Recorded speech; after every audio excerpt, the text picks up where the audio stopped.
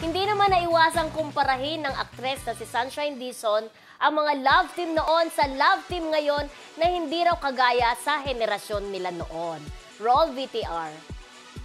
Notice ko ngayon parang mas mature sila kaysa sa amin. Parang mas bata-isip kami. Yun ang totoo. Yeah, to be honest. Oo, kasi sila parang, like, I would see Loisa and R2 talk about the scene and you know how to do it.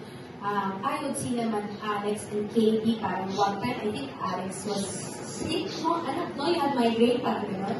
So, alam mo yung KB was there, taking care of her, tapos I was talking to KB, giving advice, parang, don't do this, do ganyan, parang, yung my usual nanay self, parang mas matured na sila kaysa sa amin doon. Kaya parang, pag hindi mo gusto pa sa amin, hindi mo papansinin. Bakit nag-iisip? Ganun talaga. Hindi totoo, bakit nag-iisip talaga. So parang sabi niya, parang mas mature daw yung mga love teams ngayon compared. Siya naman ay sinasabi lang niya yung experience niya. Correct. Hindi naman niya nilalahat, di ba? Parang mas playful sila noon. Oo, na parang pag ayaw mong pansinin, hindi mo papansinin. Laro lang. Oo, eto, sabi niya, sobrang umahanga siya ng mga love team ngayon na mas mature. Correct. Diba? Kasi ito po, kasama kasi ni Sunshine Dizon, yung sila KD, nakikita niya paano alalayan, paano mag-take care, mag-care siya. Ang talaga pong ang naging kalab din po ni Sunshine Dizon during nung kabataan niya ay si Polo Rabales. Wala na pala siya diba? ibang naging kalab team na si Polo lang talaga. Hindi, nakakasama sa serye si Kogi Domingo, di ba?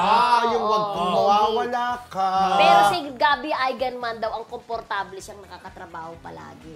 Lagi niya sinasabi yun. Si Gabby alam mo, ang ganda Eigenman. ng movie ni Sunshine sa kanila ni Gabby Eigenman, di ba? Alam mo, best actress sa atin si Sunshine versus. Nagustuhan ko yun. Yung bakla si Gabby. Best actress sa atin si Sunshine Dizon dyan. Yun. Best na, tapos na ba yung awards night na yun? Mga hindi po.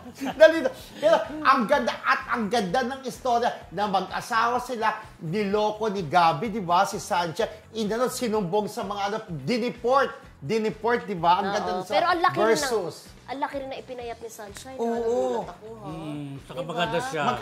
Napansin ko na sa press, parang ganda. At ang husay talaga sumagot. Hi, Mami Dorothy, di ba? Magkabati ba sila? Yun lang. Yun lang, hindi po natin alam. Meron ba? Di umano. Parang may tampuhan, di umano. Ang tatanong lang ako, Baka parang may...